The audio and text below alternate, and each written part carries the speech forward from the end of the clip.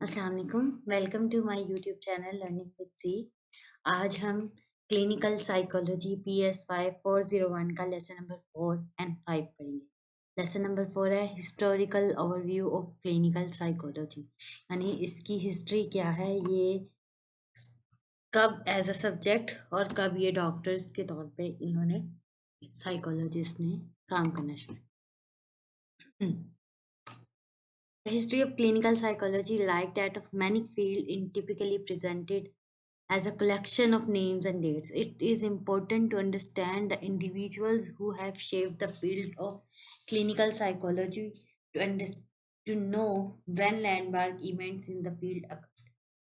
Tracing the progression of the development of the field and the individual who have influenced it pro- provides an important perspective on the roots of clinical psychology as it exists today.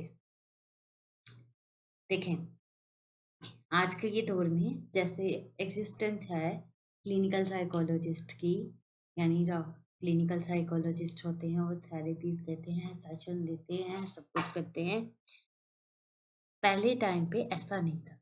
कब ये history यानी बनी कि कब पहला वो शख्स था, कौन था जिसने ये चीज़ की देखी कि इसकी डिमांड है, इसकी ज़रूरत है।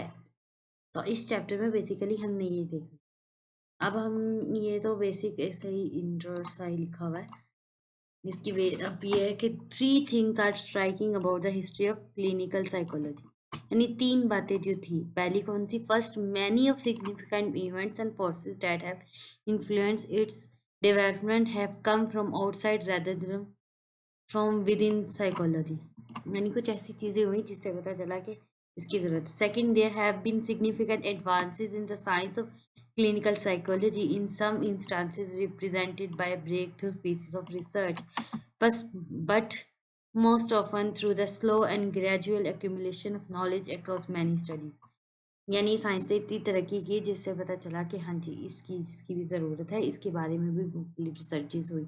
And third, clinical psychology has emerged as a profession only recently and is still working to define its identity, यानी आज भी ये प्रोग्रेस में है, अभी भी उस तरह से ये नहीं हुआ। बहुत से लोग क्लिनिकल साइकोलॉजिस्ट या साइकेट्रिस्ट के पास जाने से हिचकिचाते हैं, जिस तरह आम डॉक्टर्स होते हैं उस तरह से इसकी अभी तक वो आइडेंटिटी नहीं बनी कि हर कोई जैसे हम अगर किसी डॉक्टर के पास जाते हैं तो हम बता भी देते, कुछ लोग ये जो है समझते कि पता नहीं क्या हो गया। तो अभी भी ये उस तरह से इमर्ज नहीं हुआ। More fundamental than questions of how and when clinical psychology developed is a question of why the science and profession of clinical psychology developed so rapidly during the second half of 20th century, यानी 22वीं century के अगले half में ऐसा क्या हुआ था जो ये इतनी तेजी से फैली, इस क्या ज़रूरत पड़ी थी ऐसी।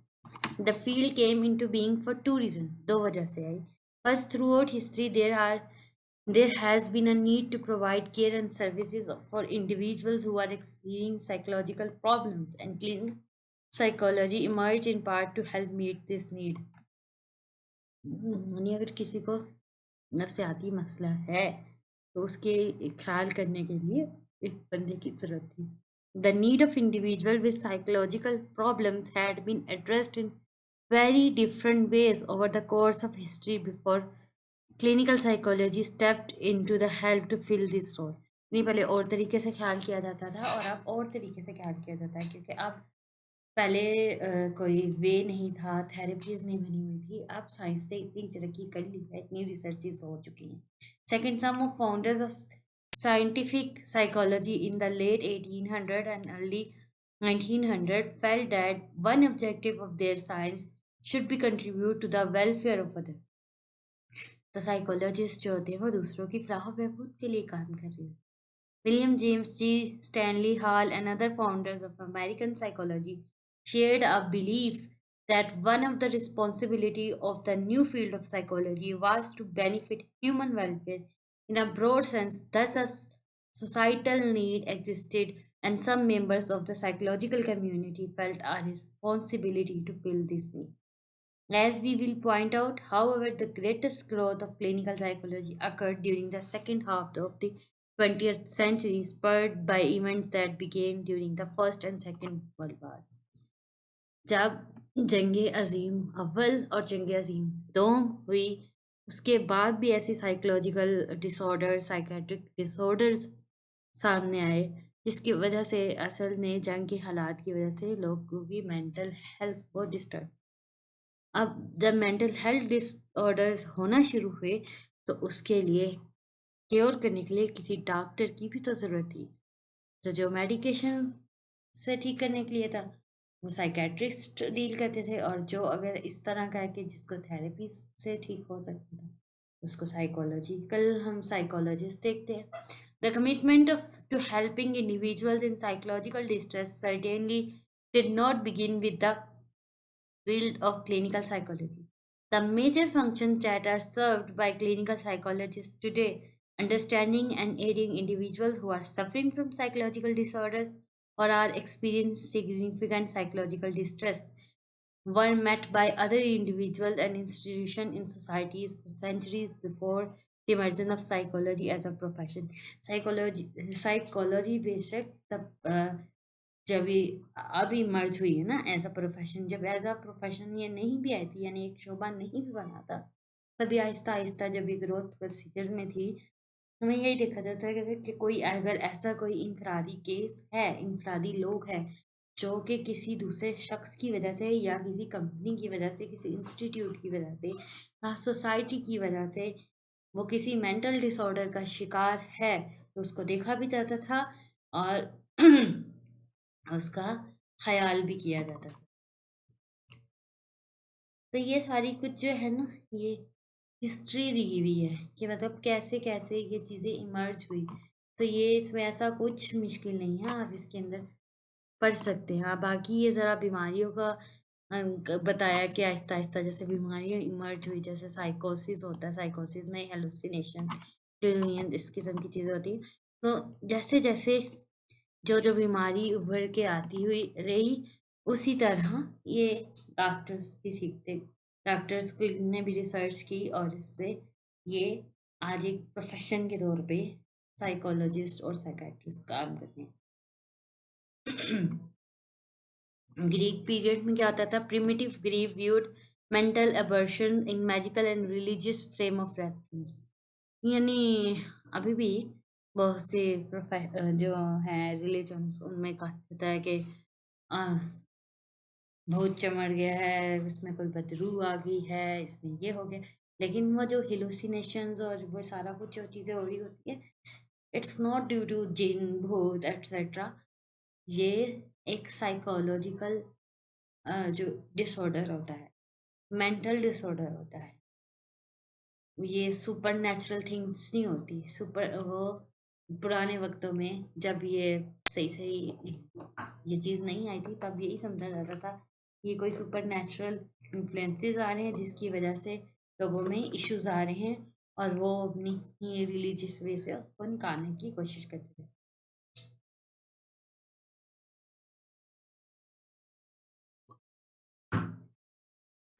इसी तरह ये आगे मुख्तलिफ लोगों के वक़्त का बताया गया है कि वो क्या-क्या समझते थे। जैसे हिप्पोक्रेट्स के टाइम में वो समझते थे कि जो फिज़िकल इलनेस हुई है, वो और बॉडी फ्लूइड की वजह से क्रिएट हो रही होती है। इसी तरह प्लेटो के वक़्त में वो मेंटल इलनेस रिज़ल्टेड फ्रॉम कहते थे कि sickness in the part of soul that operates the head, यानी वो कहते थे रूह की कोई ज़ख्मी हुई है उस वजह से। अरिस्टोटल क्या कहते हैं, maintained a scientific emphasis and said that certain distinctive emotional state including joy, fear, anger and courage impact the functioning of human body। फिर गैलन इससे कहा था कि humoral theory of balance bring for body fluid, वही जो पीछे ये यहाँ पे बॉडी फ्लूइड्स का जिक्र किया कि इनकी बुनियाद से पे इंसान की जो है ना सोल और सब सोल, मेल फीमेल और इनकी चीज़ों पे असर पड़ता है।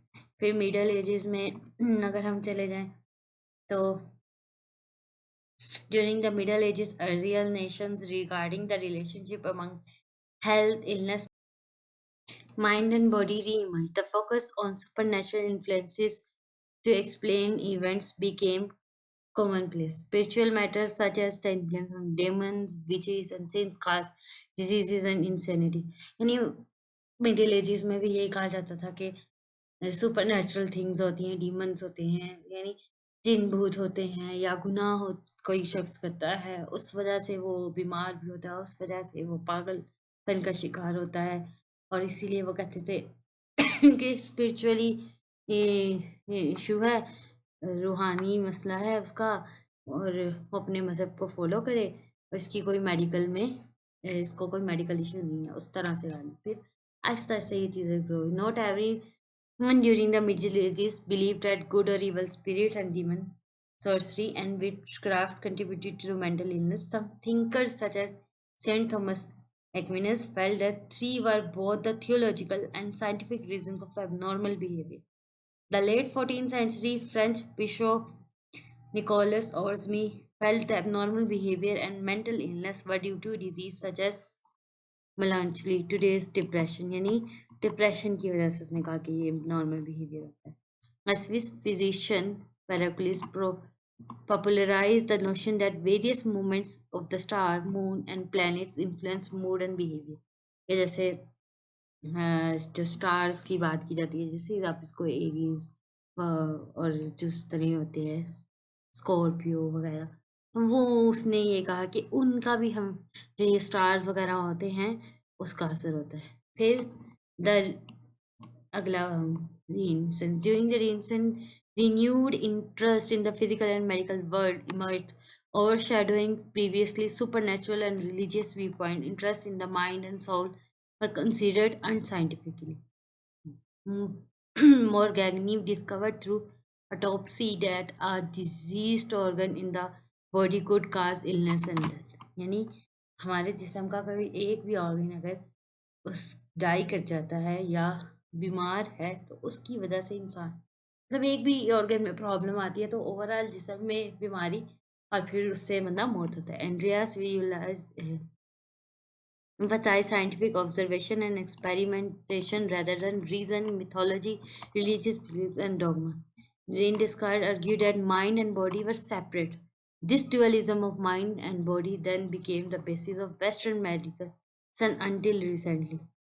As biological explanation for psychological problems emerged, medical professions became involved in the identification and treatment of such disorders. Unfortunately, from the 1500 through the 1800, यानी 1500 से लेकर 1800 के तक मेडिकल ट्रीटमेंट जो था, medical treatment of psychological problem primary took from the placement of individual in psychiatric hospitals and xylem that offer a little if anything in the way of treatment. यानी वो उनको खाली मेंटल असाइलम में या psychiatric hospitals में भर्ती कर देते थे. Patient were while as a prisoner in the horrible condition. वो उसमें मरीजों को ऐसे रखा जाता था जैसे कोई वो कैदी हैं वहाँ पे, और उनका थोड़ा बहुत बस ख्याल रखा जाता था.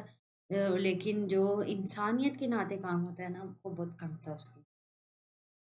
जबकि अब ऐसा नहीं है. अब हम इमर्ज जो इसकी हुई है उसमें क्या है कि 19th सेंचुरी में क्या हुआ. The 19th century experience numerous advances in the understanding mental and physical illness and allowed for some sophisticated understanding of the relationship between my body and mind in both health and illness.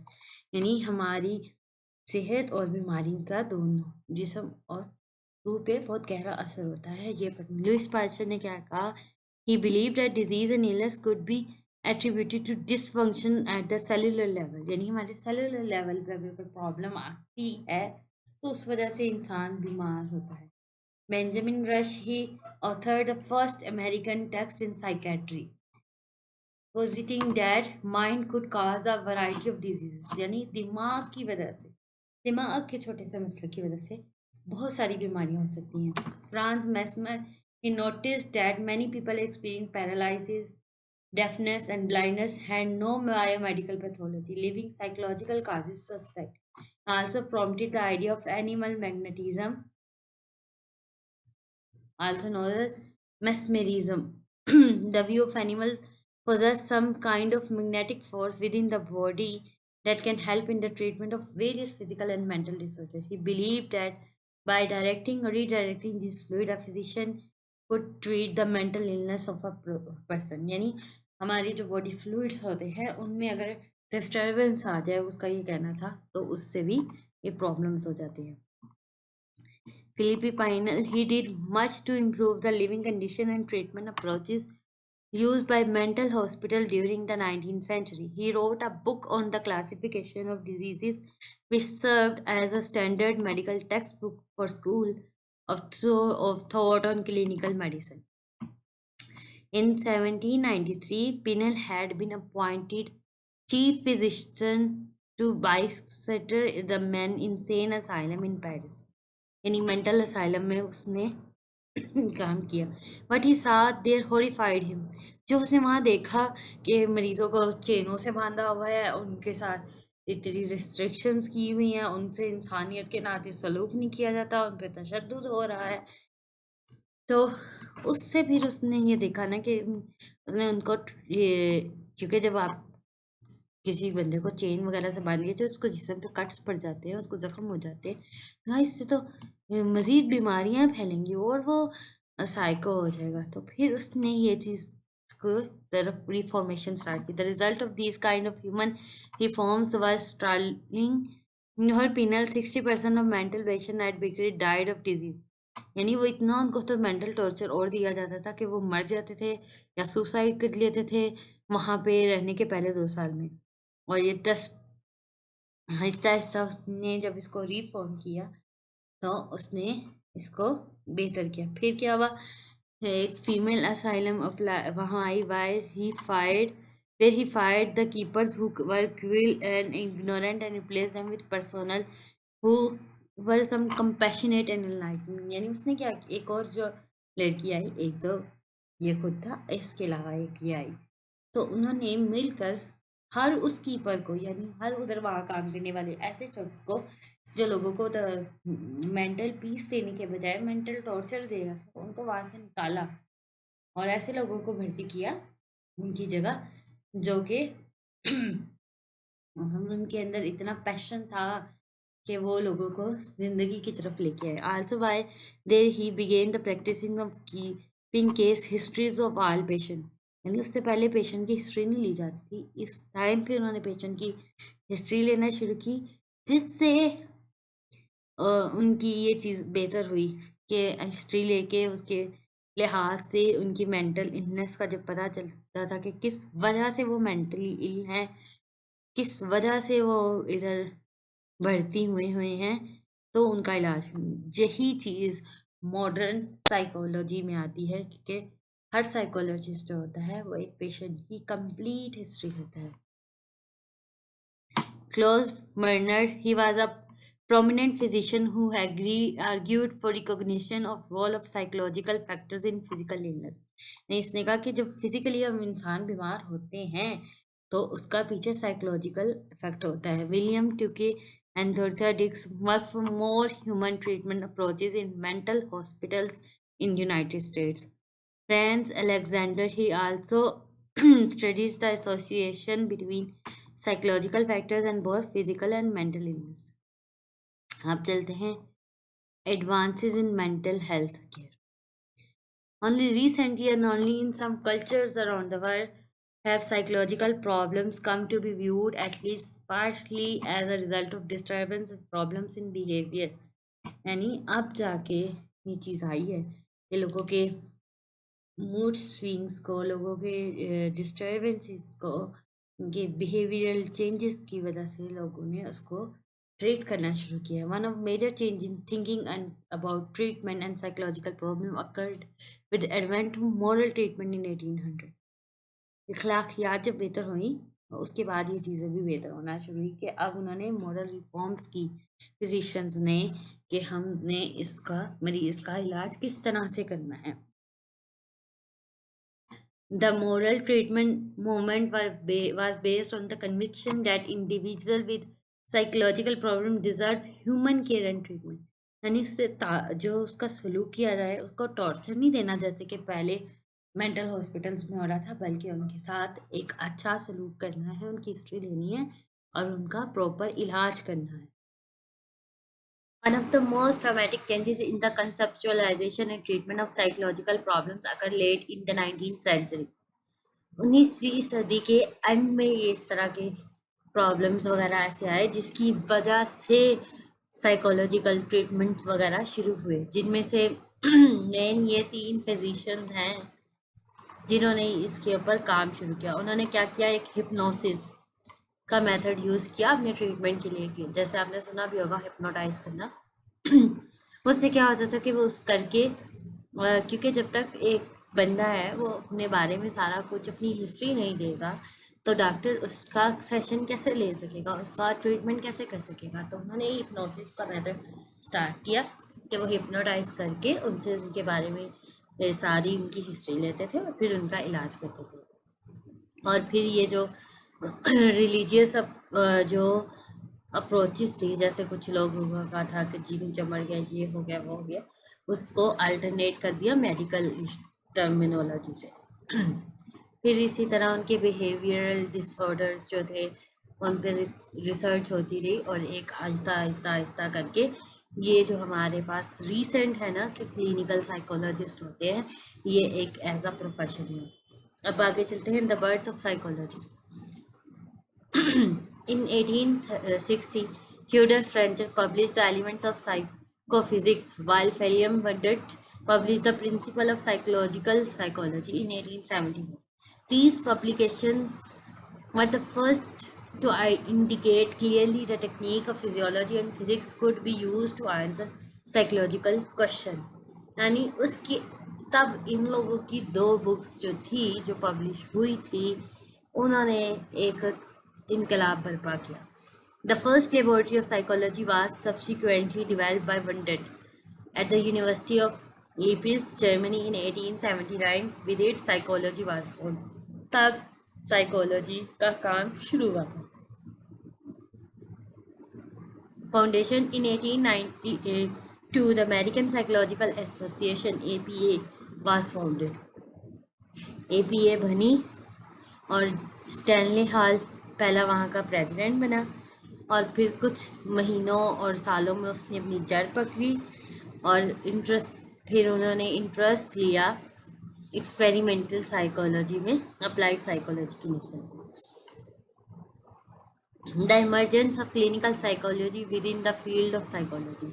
अब ये emerge कैसे हुई clinical psychology? पहले medical terminology बनी थी यानी दवाइयाँ, अब फिर ये सेशन थेरेपीज, डीप थेरेपीज, ये चीज़ हुई।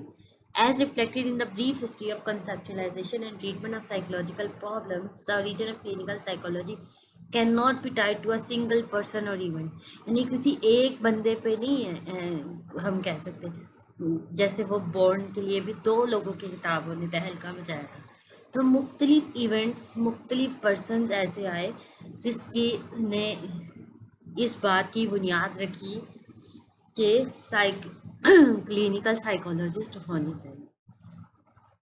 और नंबर ऑफ इंडिविजुअल्स इसमें थे जो जिनमें से बहुत से लोग यूनाइटेड स्टेट्स और यूरोप के थे जिन्होंने लेट 19 और अर्ली 20th सेंचुरी में इस चीज़ पे काम किया। Clinical psychology involves the application of knowledge from scientific study of human behaviour, यानी क्या ह्यूमन बिहेवियर है। और it is noteworthy that the science of psychology precedes the profession of psychology. This order is in contrast to many other professions in which professional practice began before the science of law. Training in the practice of law, for example, was carried out through apprenticeship to a practicing attorney long before formal training for programs in law were established in universities. यानी proper एक फिर programmes develop हुए 1994 में university में as a clinical psychology एक subject पढ़ना। जब ये बना सब्जेक्ट फिर लोगों ने पढ़ना शुरू किया और फिर आहिस्ता आहिस्ता ट्रेंड जो है ना प्रैक्टिशनर्स बन गए। तो ये यहाँ पे मुख्तलिफ लोगों का नेम लिखा कि किसने कब कैसे काम शुरू किया। ये सारी हिस्ट्री लिखी हुई है, ये ऐसा इसमें ऐसा कुछ समझाने वाला चीज़ कुछ भी नहीं है। यहाँ पे बताया हुआ है कि किसने जो है कब वो साइकोलॉजी पढ़ी फिर उसने कैसे कैसे काम शुरू किया, फिर कैसे कैसे ये फैली। तो ये सारी चीज़ें ऐसी हैं कि आपको जस्ट रीड आउट करने की ज़रूरत है, आपको समझ में आ जाएगी। इनमें कुछ भी ऐसा नहीं है। आप देखें जैसे यहाँ पे by 1907 Whitman had been able to raise sufficient funds to establish a hospital school for the training of mentally retarded children। यानी यहाँ पे उन्होंने स्कूल बना लिए। जैसे अब आपको पता होगा ना कि मज़दूरों के स्कूल होते हैं, या जिनको कहते हैं स्पेशल स्कूल, जो है जो स्पेशल चिल्ड्रंस के लिए, तो उसकी बुनियाद 1907 में बनी थी। पहले फंड्स जोड़े गए थे, और अब वो गवर्नमेंट और प्राइवेट दोनों लेवल्स पे ये चीज़ें चल रही होती हैं। तो ये सारी हिस्ट्री है, ये आपको देख लें। अब history of clinical psychology, roots of research and assessment clinical psychology, the evolution of field की पहले रिसर्च थी, फिर असेसमेंट, फिर ट्रीटमेंट एंड प्रिवेंशन। ये वही चीज़ें जो भी पिछले चैप्टर में चल रही थी, यहाँ पे भी वही सेम चीज़ें तकरीबन चल रही हैं। ये थोड़ा सा उससे आगे कि clinical psychologist became involve in these endeavours at different points during the 20th century for very different reason. तो अब यहाँ पे ये देखें, ये बताया कि कितनी औरतें और कितने मर्द जो थे, इन्होंने क्लिनिकल साइकोलॉजी में काम करना शुरू किया। ये कितने परसेंट स्टूडेंट जो हैं वो इसमें एडमिट हुए। तो ये जस्ट एक हिस्ट्री है, वो ज़्यादा वो नहीं है कि आपको समझ में नहीं। How clinical psychology became involve in research. तो फिर आहिस्ता आहिस्ता क्या हुआ, जो फाउंडर्स थे क्लिनिकल साइकोलॉजी के, उन्होंने रिसर्चेस भी करना शुरू कर दी। फिर रिसर्च से क्या हुआ, नॉलेज पे बहुत ज़्यादा इंक्रीज़ हुआ। जब नॉलेज इंक्रीज़ हुआ तो लोगों को साइकोपैथोलॉजी, इलनेस, हेल्थ, ये सारी चीज़ों को टैकल करना आ गया। क्योंकि जिस चीज़ में जैसे जैसे रिसर्च ज़्यादा होती जाती है, वो चीज़ आसान होती जाती है, उस पर समझ आना शुरू हो जाती है। The scope of clinical psychology research, इसका क्या फ़ायदा हुआ, research and basic characteristic and prevalence of psychopathology, epidemiology होगी, the causes of psychopathology, the measurement of behaviour and psychological characteristics, यानी कैसे कैसे जो है उन लोगों के रवैयों का तज्जिया कर सकते हैं। The role of brain and central nervous system, के ब्रेन का क्या ताल्लुक है, किस किस तरह ये रिएक्ट करता है during the stress, during anxiety और depression. The treatment of psychopathology, the prevention of psychopathology and promotion of psychological health, the links between psychological factors and physical health and illness. तो ये सारा कुछ जो है, अभी देखिए ये कह रहे हैं कि 70 साल लगे। There has been a landmark research in each of these areas during the past 70 years। 70 साल लगे रिसर्च वर्क में, कि जिससे अब जो हमारे पास फील्ड शेप हो गया ये वो बनी। Research that shape the field, effectiveness of psychotherapy हमने इसमें आगे पढ़नी है, और स्टैटिस्टिकल वर्सेस क्लिनिकल, यानी सबसे पहले ये शेप हुई तो वो क्या है, इसका क्या फ़ायदा है, effectiveness of psychotherapy. In early 1950 the field of psychotherapy was in early stages में थी। फिर ऐसा ऐसा रिसर्च हुई, लोगों ने अप्रोच किया, फिर डिफरेंट तरह के पेशेंट्स आए, उनके ऊपर प्रैक्टिस हुई, उनको ट्रीट किया, तो वो थोड़ा से वो सीखे। फिर उनको लोगों ने एक्सेप्ट करना शुरू किया कि साइकोथेरेपी लेनी चाहिए अगर किसी को इसकी ज़रूरत है। फिर इस पर पेपर पब्लिश हुआ 1952 में। फिर Heisnick argued that there was a little or no evidence that psychotherapy was any more effective than other no treatment at all। फिर उससे रिसर्च किया, कंक्लूजन निकाले। मतलब देखिए जो रिसर्च होती है, लोग उस पर क्वेश्चन अराइज करते हैं। तो ये सारी की सारी क्या है कि वो हिस्ट्री है। अब ये देखें, ये उन्होंने रिसर्च की लोगों पे तजुर्बा करके, तो उन्होंने कहा 72% of individual who did not receive treatment recovered from their problem, only 44% of those receiving psychoanalysis and 64% of those receiving electric pulse psychotherapy recovered। यानी इन्होंने रिसर्च की और उसको फिर लिखा। although the rate of improvement presented by evening are much lower, बहुत कम था, लेकिन यह है कि आहिस्ता आहिस्ता उन्होंने जब सीखा तो इसका सिग्निफिकेंट इफेक्ट पड़ना शुरू हो गया। Eysenck challenge clinical psychologist and other mental health professional to provide better evidence for the effectiveness of their treatment method. तो उससे क्या हुआ कि और ट्रीटमेंट मेथड्स जो है वो निकलना शुरू हो गए और चीज़ें इनिशिएट होना शुरू हो गए। Initiated by Eisnick paper, more and better research on the better psychotherapy has been conducted। क्योंकि जब उसने रिसर्च करके बताया कि इसका इतना कोई खास फायदा नहीं होता, तो लोगों ने नए नए तरीके निकालना शुरू कर दिए। फिर statistical versus clinical prediction. A second example of research that changed field is a short but important book, Statistical versus Clinical Prediction। ये पब्लिश हुई थी 1954 में। उससे क्या इम्पैक्ट पड़ा था? This approach referred to as clinical judgment और clinical prediction was based on the assumption that clinical psychologists learn a unique set of skill that allows them to make accurate judgment about people and to predict such thing as a patient's ability to benefit from psychotherapy। यानी वो क्या इतने काबिल हो गए हैं, उन्होंने कोई क्वेश्चन या कोई ऐसी एबिलिटीज निकाली है कि लोगों से वो बात करके पूछ के उनको जज कर सकते हैं और उसकी एबिलिटी को जज कर सकते हैं। फिर एक पर्सन ने इसको भी चैलेंज किया, उसने फिर स्टैटिस्टिकल एनालिसिस निकाला कि कितने लोग जो हैं वो इससे बेहतर होते, कितने नहीं बेहतर होते। उससे क्या हुआ कि मज़ीद ये थेरेपीज लोग फिर सीखना शुरू हुए कि हाँ, ये चीज़ अगर असर नहीं करी तो हम कोई और करके देखते हैं। Contribution of research in clinical psychology. Although single groundbreaking studies and commentaries have clearly important effect on the field of clinical psychology, they are relatively rare and do not represent how most of growth and development in the field occurs. Rather, the greatest contribution of research in the clinical psychology is the slow and gradual accumulation। यानी इससे उनको ये पता तो चल जाता था ना जब रिसर्च होती थी कि उनका इतना इफेक्टिव नहीं है, तो आहिस्ता आहिस्ता आहिस्ता उन्होंने बेहतर करना शुरू किया। बेशक बहुत टाइम लगा, लेकिन अब की फील्ड में बहुत ज़्यादा बेहतर हो गया। For example, procedure for treatment of anxiety disorder have been developed through the efforts of a large number of different researchers. किसी एक बंदे का काम नहीं था, बहुत से लोगों ने रिसर्च की, बहुत से लोगों ने एफर्ट डाली, तो फिर जो है वो इस काबिल हुए कि एंजाइटी डिसऑर्डर का हल निकला। These procedure include the treatment of generalized anxiety disorder, panic disorder, post-traumatic stress disorder and specific phobias।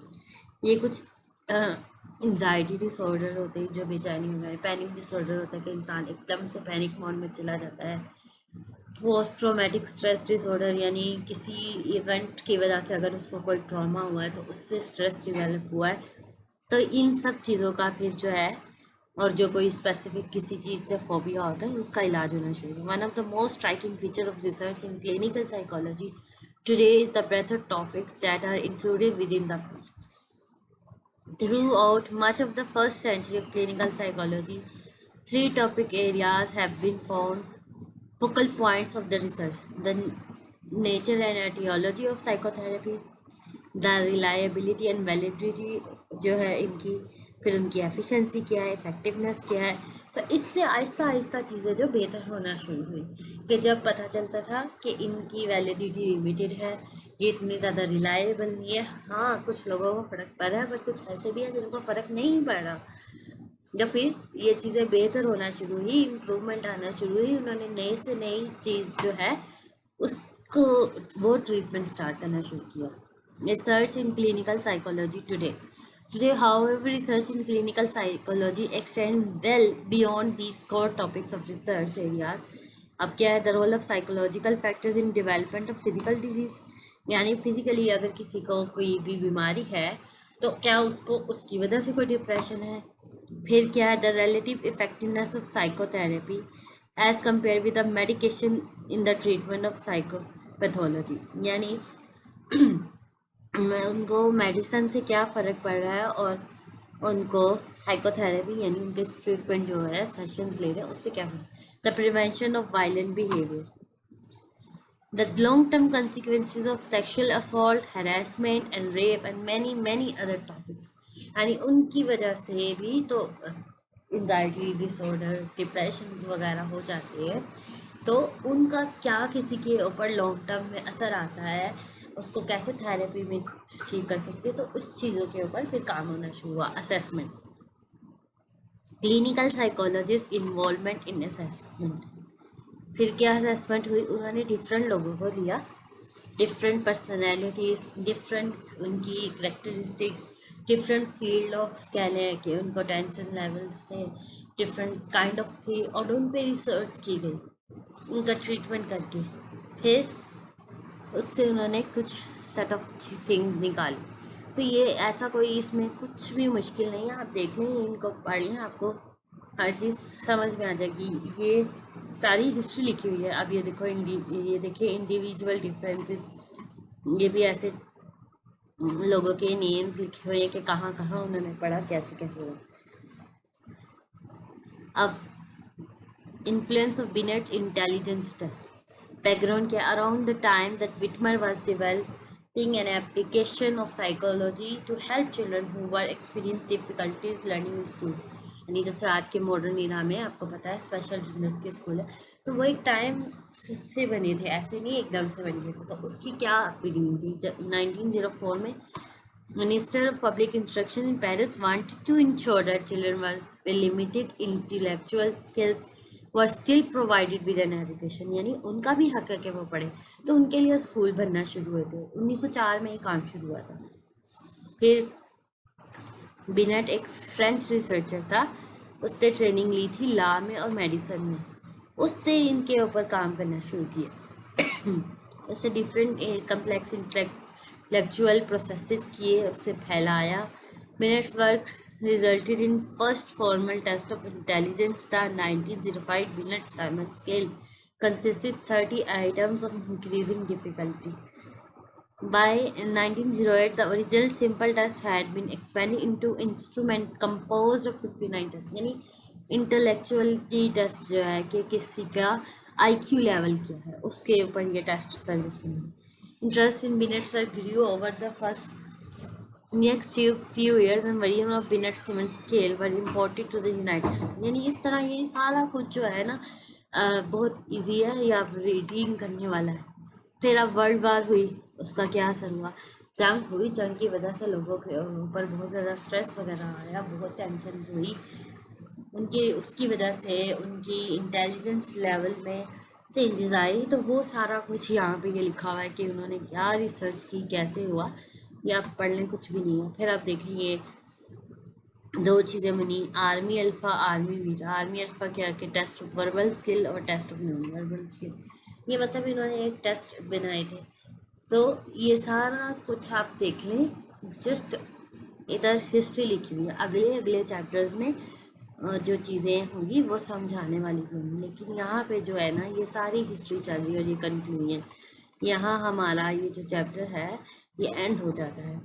तो हमने ये दो चैप्टर्स आप रीड कर लें। अगर आपको कोई डिफ़िकल्टी पेश आएगी तो आप कमेंट सेक्शन में मैसेज कर दीजिएगा, हम उसको डिटेल में आपको एक्सप्लेन कर देंगे। अगर आपको मेरी वीडियो पसंद आई हो तो मेरी वीडियो को लाइक करें, मेरे चैनल को सब्सक्राइब करें और इस वीडियो को ज़्यादा से ज़्यादा स्टूडेंट तक शेयर करें। तब अगले मिलते हैं नेक्स्ट वीडियो में, तब तक के लिए अल्लाह हाफिज़, अस्सलाम वालेकुम।